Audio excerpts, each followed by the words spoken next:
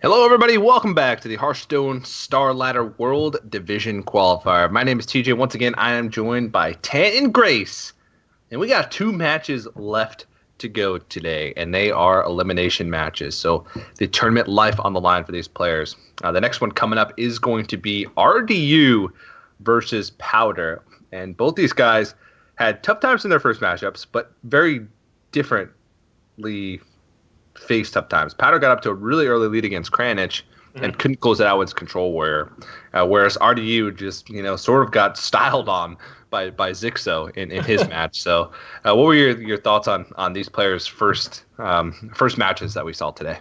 RDU looked like it was kind of, like you said, kind of some bad luck. Some things he just couldn't really do anything about. He kind of got crushed in a couple of games. Powder, I think he feels a little bad about losing his match. I mean, he was up 3-1, had a big lead over Kranich, and just could not get it done with Control Warrior, which a lot of people think might be one of the best decks right now. So I think there's probably maybe a little bit of pressure on him. Is that a Kappa I see in the background of Powder there? Yeah, in the last game he had a just an SK Gaming logo on that monitor or TV or whatever that is. In this one he decided to put up a Kappa, I suppose. So yeah. Again, I love Powder as a player. I'm a big fan. Plays really well. Love to see him slow down just a tiny bit in a spot or two. Also, this Arch Thief Rafam that we're seeing in his hand, because this is Control Warrior. Might as well just get it out of the way and try to get that win right away. This card was underwhelming in his matches early. If you remember, like none of the options were good in the spots that he was in. But this matchup against RDU and his lineup, it's going to be quite different than his first one with Kranich. Yeah, but mid-range Shaman that RDU has, and that we've seen a few times today, it does pretty well against Control Warrior, and it always has classically done well against that deck. So definitely right before Standard came out, I remember there was a lot of Control Warrior towards the end of that, like all over ladder and everything. And it was like Amnesiac and Eversiction were like playing mid-range Shaman before the new cards even came out, before you had Thing from Below, before you had like all these other options that you have. And they were just crushing this matchup. And I had never actually seen the matchup because it was around, before my time in Hearthstone. And they kept talking about, they're like, yeah, it's almost unwinnable. Like the warrior could just save time by conceding in some spots. Mm-hmm. Once again, RDU looks like he's wearing a disguise. I know that's you under that facial hair, RDU. Yeah, the nice little. I mean, dude, I think he looks great. Look at him. He's got his nice little well-kept facial hair, the nice rimmed glasses. His hair looks great. I mean, he looks like a young kid disguising himself as an older gentleman. I don't know. Just can't get past it. No, I love RDU. The facial hair suits him. Yeah, he's sick and tired of getting carded everywhere he goes. He wants to look his age. He's like, I need to look a little more, refined. You cannot slam yourself here, Powder. All right, there we go. Let's say we got to get the right target. Ooh, that's a great draw. Fiery War Axe off the tippity top. Off the Tizop. Yeah. It will not reach a premature end as he's overloaded because of the Feral Spirits. Mm-hmm. Coin into Harrison Jones would have been pretty good this turn. Mm-hmm. Would have been a great tempo play. Would have saved his minion and put a 5/4 into play, drawing a card. But alas, this is what happens when you're playing Shaman. You're going to be overloaded at times. And RDU's kind of got the setup to get one of those big, burst turns. He's got 2 Rock Biters and a Primal Infusion in his hand. There could be a turn where he does, upwards of 15 to 20 damage to Powder to finish this game. Yeah, very true. And, totems just have so much value in this matchup because, one, they have synergy with Thunderbluff Valiant. I'm pretty sure RDU runs at least one copy of that. They have value with Thing from Below. They also are just really hard for warriors to remove. They don't want to spend weapon charges. They don't run many creatures that can act as totem killers. Mm-hmm. Brawl on a board full of totems never feels that great. I mean, it's probably the best ball you're going to get, but it's not ideal. Yeah. So, there's just a lot going on. Can we stop calling this mid-range Shaman and start calling it Totem Shaman? Let's call a deck what it is. Totem Shaman. Yeah, sure. This is a synergy deck, and you know what? I kind of like this play, kind of like for what you said. This puts the most power in play against the Flankton Totem. This isn't the greatest brawl in the world, but I mean, he'll take it. Actually, this is a pretty decent brawl. I mean, you get, hopefully for you, the Flankton Totem and the Thing from Below. Mm. It looks like he actually just might Justicar Trueheart here. Not a bad play either. The thing is, 7, 8, 9, 10 plus 15. Okay, 25 yeah. plus Rockbiter. A Bloodlust off the top would have ended the game. It would have been exactly lethal. I wonder if Powder went back and watched and knew that there's a Bloodlust in RDU's deck. He has to have known. I mean, it's getting late in Europe, but it's not getting that late. Yeah. We've seen Europe right now. I mean, Powder's known to take some risk in game too, and like, honestly, is it really that big a risk? I mean, they have to have the one card there. I mean, there is a ton of cards in RDU's hand. They'd have to have exactly Bloodlust and Rockbiter. Yeah, I mean, it's. I think that's a pretty good spot to just slam a Justicar if you think it's the right play. Mm-hmm. RDU gets a pretty good value trade in here for the Shaman deck, and you know what? I kind of like just pushing a bunch of damage here and passing. Yeah. Yeah, I mean, like, if he didn't want to brawl this board before, let him brawl it now. I mean, you get a bunch of damage out of it. You get a bunch of tempo out of it. Oh, man, if Powder Gore Howls here, I mean, there's, like, no way. There's no way, yeah. You're not... Yeah, there's no way. I understand the Justicar Trueheart last turn, but if he Gore Howled this turn, I would just... I don't even know what I would do. Yeah, it's suicidal, right? But, you know... Brawl is fantastic there. Takes out a Flametongue Totem. Ooh, there's the Bloodlust. It was just 2 turns away. That's it. RDU is he's building up to that though. So he'll be overloaded for 2 next turn, going into 8 mana, which makes off 6 total. So Bloodlust Rockbiter is a possibility. Bloodlust Rockbiter would be 6 plus 15. That'd be 21, 24. But no. 5, so it's 19. He's so close though. So 12 is 16 plus Rockbiter is 19. What happens if you Bloodlust plus Primal Infusion? Because Primal Infusion's plus 2 here, Rockbiter and then damage. Yeah, and then you have double Rockbiter in your hand for next turn. But then even just tank up gets him out of range. Yeah, Powder's tank up. Yeah. I'm trying to think there's a creative way to lethal over 2 turns here. Now, you do have the Hex if you want to take care of Grom here as well. And you can just kind of develop a little more. Yeah, he could just Hex and Totem Golem. I wonder. Yeah, I think if you overload yourself for 1 next turn, you can still do like Bloodlust Rockbiter shenanigans.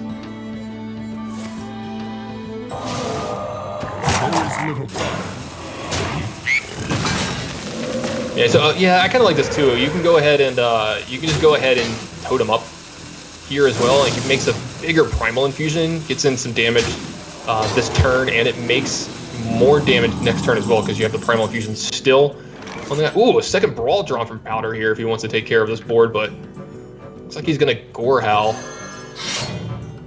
Gore Howl, tank up, puts him to, goes on to 15, goes up to 19, so he's got 3, 4, 5. Plus 12, that's 17 plus Rockbiter. Yeah, I think this is lethal for RDU. Bloodlust plus Rockbiter. Powder is in a familiar spot here. He cannot find a win here with his Control Warrior. Yeah, pretty brutal stuff.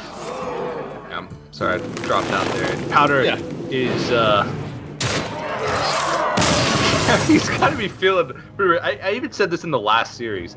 He has to be, regretting his decision to bring the Control Warrior because he lost 3 out of the 4 losses in his first series of the day. He lost with Control Warrior, and now he's losing again. And you have to sort of think like, did he take unnecessary damage by waiting a turn to brawl? Did he play a little bit too greedy there at the end? Like, there's a lot of decision making, and he did play really fast. You said earlier you'd like to see him slow down a bit. He did play really fast. I'm not sure if any of those could be considered misplays. That is a bad matchup. So maybe you just sort of chalk that up to, that's a bad matchup. We'll go in and win the next one. So not quite sure, but now he's got to sort of go back to the drawing board and think, how am I going to win? I have these control decks, and my opponent has all these, fast decks that could punish me. How's it going to look? Another thing I'd like to mention is, like, you see the posture the players had there, and then, RDU's like sitting up in his chair, thinking about, his stuff, thinking about his next plays. Well, I see Powder looks a little defeated, and it's kind of hard not to be. I mean, this Control Warrior deck has just let him down time and time and time again today, and it's hard not to get down on yourself. So I'd like to see him, kind of gather himself. And do you have the feed right now? No, I do not. Yeah, But looks like yeah, we're having a slight problem with Skype here. We're going to get it up just as soon as we can, guys. But TJ and I have lost a feed to the match here.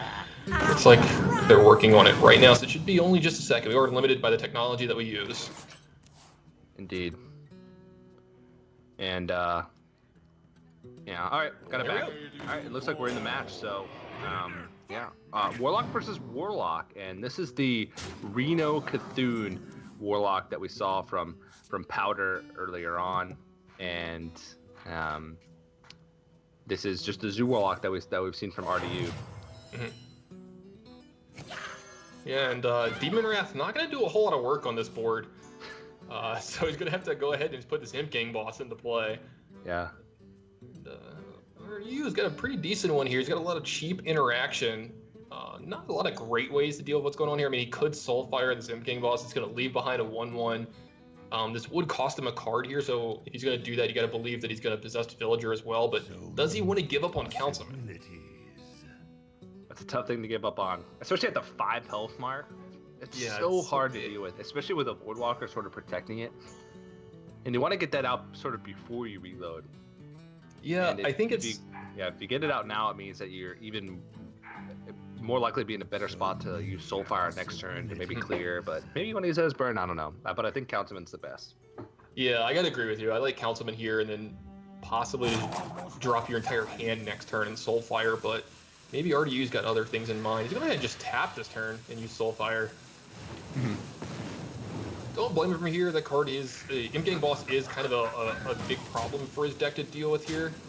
And it's going to put Powder in kind of a rough situation here, too. And this guarantees that RDU gets to keep the Lord. Oh, that was a big top deck for possibly next turn from RDU. My dog enjoyed that top deck as well. I don't know if you guys can hear that. Yeah.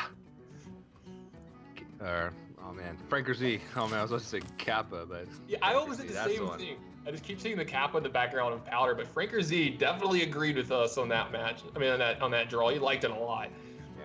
Yeah. Well, RDU saw a tap pass, so how much does he want to extend here? And it's just going to be the Councilman. Now this makes Powder's decision a lot tougher, because if he Hellfires, he brings himself down to 11 with a Councilman on the board. Yeah, that's a lot of damage. Let's see. Oh! That's... I know you're holding your breath. That's not lethal just yet, right? But there is a taunt that could be in the way next turn, so... It's pretty dang close. I think this turn you just go ahead and Flame Juggler, Direwolf Alpha. And this is going to push, what, 5 damage? Yeah, 4 from Councilman, 1 from Flame Juggler here. So Leroy is lethal next turn. Powder is down to 6 on his turn 5. Who said aggro is dead? Yeah, I don't think there's any way he lives. Yeah, I mean, he can Demon Wrath here, plus a 6 Swamp Ooze, I guess. God, all of his options are bad. Yeah. Yeah, he's going to see that he is in a quick 2-0 hole here. I feel bad for Powder at this point now. It's like he's... I don't know. You can even say... Look, see the look on his face. It's just so brutal.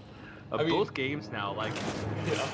He it's almost impossible for him to play around all these scenarios that are happening to him. Like, we thought, oh, maybe he's playing too fast, but that game was just, like, I want to say unwinnable. I hate saying that because there's so many games and so many decisions that go into Hearthstone. There's very rarely a game that's unwinnable, but that was just pretty unwinnable, I'd say. So, not too much going on there, but RDU is going to take a quick 2-0 lead now. In the series. He's got Tempo Mage and the Miracle Rogue left remaining, and lots of good matchups to use those decks against. Yeah, absolutely, and I'm a big fan of this Tempo Mage deck. It's nice to see something a little different. You know, most of the time when you see Mage decks right now, it's Freeze Mage, but RDU's brought Tempo Mage here today with some new cards in it. It's pretty exciting. New cards, cheer up, man. Huh? New cards, you say? Yeah, some old gods cards. All right, well, he's going to throw out the Rogue, and Powder is going to throw out the Control Warrior. So, classically, this matchup was considered pretty favored for the Control Warrior, but... Well, it matters who you ask.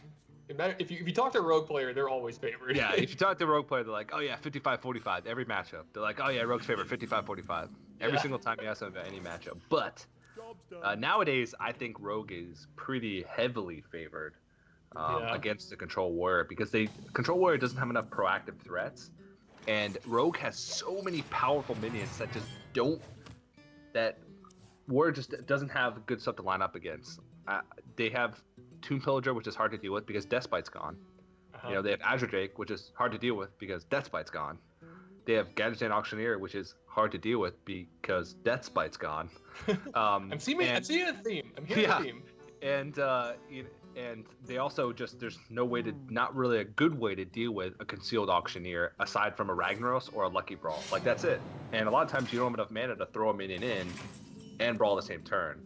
So you really have to have Ragnaros, and I don't even know if Powder has that in his deck. So it's possible if you build up enough life. Sometimes you can run the Rogue out of damage. If you have enough removal early on and the Rogue whiffs on their Gadgetzans, then yeah, sometimes you can win, but it's very hard. Very hard. Man, RDU is so aggressive. To see how long he contemplated coining out Edwin Van Cleef on turn 3, I mean, it's really weak to just armor up Shield Slam. You just kind of lose on the spot because you don't have a play for turn 3. But actually, he's going to go ahead and make a 6/6 Van Cleef here, and this actually curves really well into this Tomb Pillager.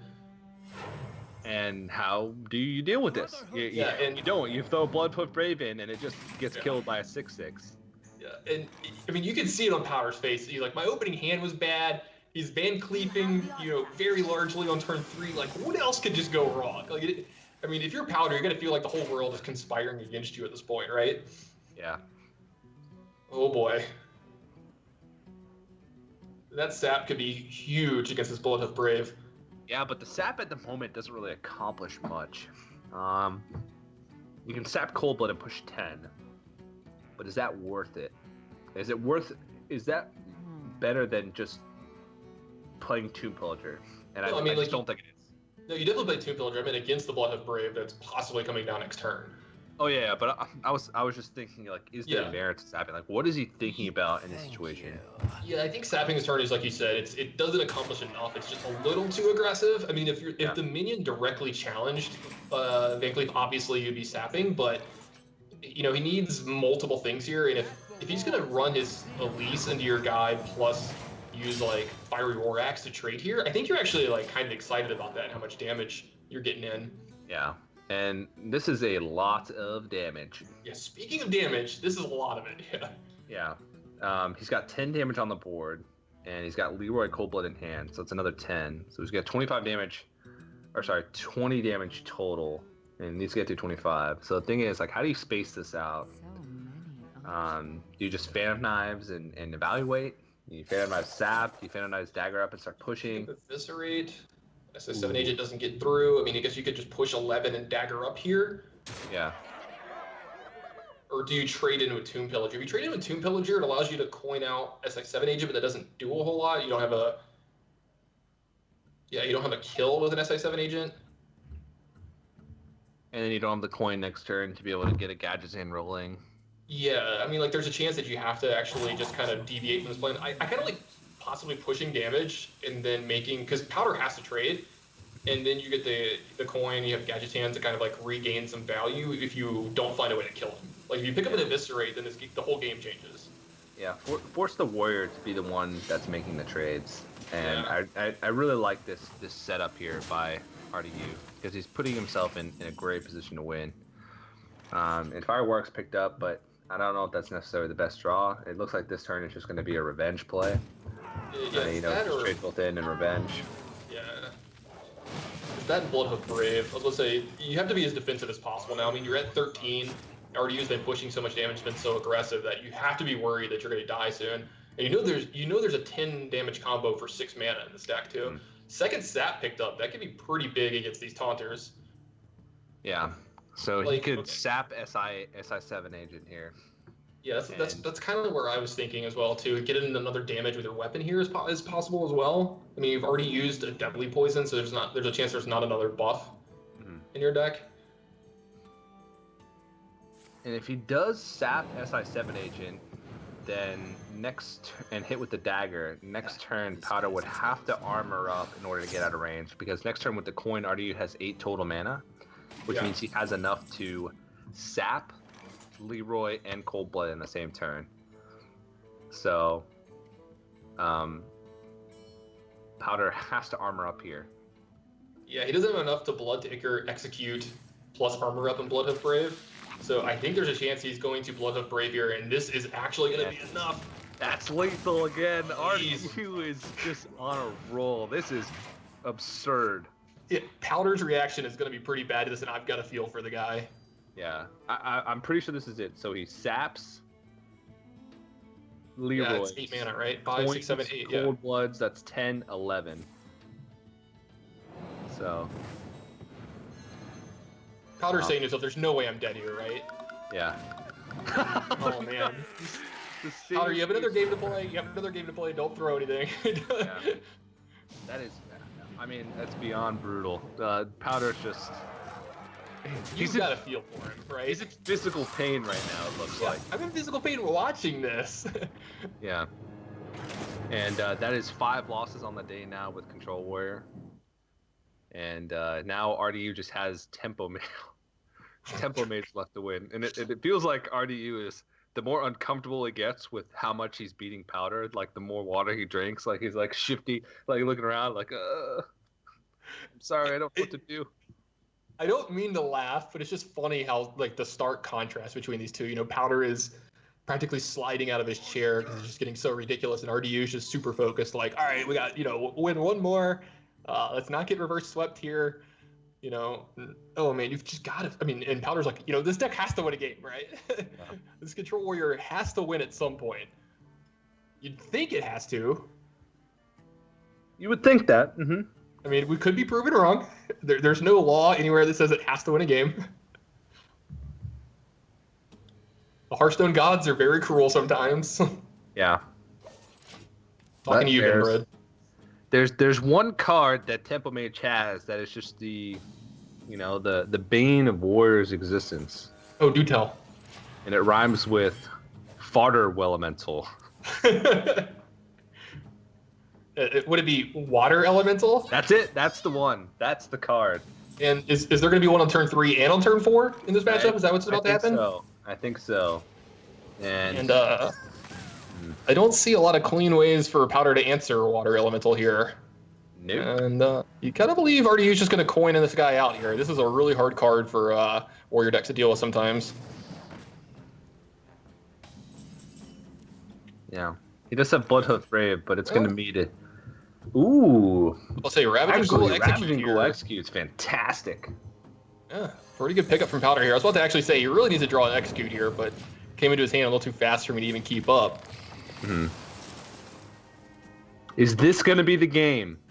Can Powder actually win with Control Warrior? All right, let's see if you can kill a second Water Elemental. I'll say Shield Slam off the top and been pretty good. I mean, this allows him to kill it if he wants to. Yeah, and I think even if you're going to be frozen for next turn, you take this opportunity and you kill that sucker. Yeah, I mean, let's be honest. You don't want to let that guy sit around. Yeah. And I like just armoring up over Shield Block here. You want to make sure that you have enough armor to be able to Shield Block, Shield Slam later to kill some minions like Azure Drake. Archmage Antonidas added to RDU's hand, so he's got that late game kind of shored up. He's just going to look to push as much damage as he can here in the middle of the game.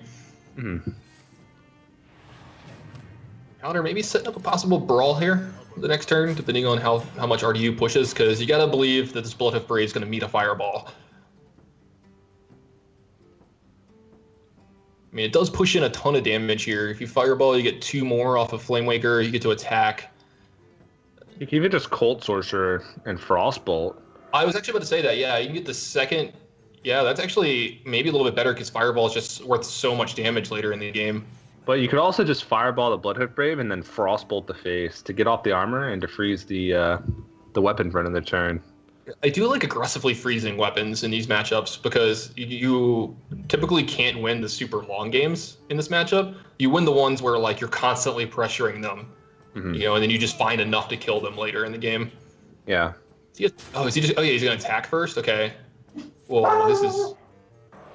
Franker Z thinks that's aggressive. Yeah, and my Franker Z is more powerful than your Franker Z. He's probably a lot closer. Oh, man. He's probably also a lot larger, too. Yeah. quite a bit. But My dog is quite small. yeah, another freeze. And this is not a good board for Powder. He's going to have to try and find some removal with this shield block. Is he going to find it? RC for Farm is not it. I kind of like the trades that RDU made last turn. It plays around Brawl a good bit. Good heads-up play from RDU there. It's a good turn. You can kind of take off a little bit here in Arcane Intellect, kind of set up for the late game, find some of your cheap spells to pair with Archmage Antonidas, because if you Faceless Summoner here and there's a Brawl, I mean, like, you could start to lose the game from here. Yeah. And it's a really good reload after Brawl, puts 2 minions into play. Plus, I mean, you might just find like a second Arcane Intellect here, and that's like a really good use of this turn. Yeah, I don't mind playing Flamewaker here either. Yeah. I mean, one of these minions will be left over after Brawl. If it's the 2/4 Flamewaker, it actually survives the War Axe here as well. I guess he could Blood to Ichor plus War Axe. And if he brawls this turn and doesn't develop anything, that gives RDU sort of free reign to play that faceless summoner without and know that it's not going to meet an answer. Yeah, exactly. Like, he's going to have a lot of tempo created from this turn. I mean, he's going to be playing big threat after big threat for the next few turns. Mm-hmm. And Powder's hand is not great from here. Like, I mean, he might just slam an Archthief Rafam here next turn, and then Archmage Antonidas might get some value. That's a 5/2. Yeah, I'll take it. Yeah, it's going to get Dickard and traded into, but still. Yeah, but that means that the... I was going to say, I think you still just slam Archthief Rafam here. I mean, when else are you going to ever be able to play this card? Mm-hmm. Well, I mean, the rest of the game. Well, yeah, but I mean, you're going to be under pressure here. I mean, this is one of the better turns that you have a chance to play this card. Yeah, very true. I mean, you're at a high enough life total that it's going to be pretty hard for you to lose. Like, okay, what if Fireball comes off the top? That's 12, 17, 20. Yeah, you can't even die to double Fireball here. Mm-hmm. You've already seen some Frostbolts, so... Ooh. All right, well, he's got another cheap spell here for Antonidas, but I don't know if he pulled the trigger on that just yet. No, I think Polymorph plus trade in and push 10 damage is pretty good, because then next turn you could Archmage Antonidas, Frostbolt, and Arcane Blast. You have 3 Fireballs in your hand. Yeah. You could just do this and Archmage Antonidas Frostbolt as well. Okay, yeah, this sort of gets the ball rolling quite a bit quicker. And also, you've already seen an Execute. Oh, no. Do you have to go for the 50-50 here? Yeah, I mean, like, there's a chance you have to, right? It's not really Antonidas sit around. He could make it a 33% chance. He could throw in Harrison Jones as well. Yeah, that's true. That actually might be the play, is Harrison Jones Brawl here. Or you can just Blood Dicker, too, if you don't want to use your Harrison Jones. Oh, yeah, that works the same. That way you can fit in an armor up as well. But this is going to be a huge brawl. We'll see if Powder can finally catch a break. No! Oh, I was going to say, Antonidas lives here, Powder might disconnect. Like, this might be the final straw for him. Oh, my God. He's taking his gear off. I mean, I feel for this guy because this is unbelievable. Look at RDU just kind of dancing a little bit. I love it. But he's going to get the Mana Worm double Fireball this turn if he wants to. I mean, I don't think Powder can come back from this, right? No. There's absolutely no way. You get infinite. You get infinite Fireballs here. He's even gonna ping his guy. Yeah. Ping his guy. So he just has Fireballs for the next forever turns, and Powder's checked out of this game. He's done. TJ, I didn't just mean for this game. I mean like for the next week. I don't know if Powder can come back from this. Yeah. I mean, he even tweeted out before that he thought he played pretty well. He just, got the short end of the straw. And that's going to be RDU taking a 4-0 victory. And wow, that was an impressive perforance. Yeah, I feel for Powder. I really, really do. I mean, look at his face right there. I mean, I'm kind of glad we shifted the camera off of him. We don't need to show the body after the massacre of what just happened in this match. And I really feel for Powder. I've been on the other end of that myself before in competitive gaming before, and it never feels good. But, he's a professional. He'll dust himself off. He'll probably do great in the next event that he plays in because that eliminates him from this tournament, right?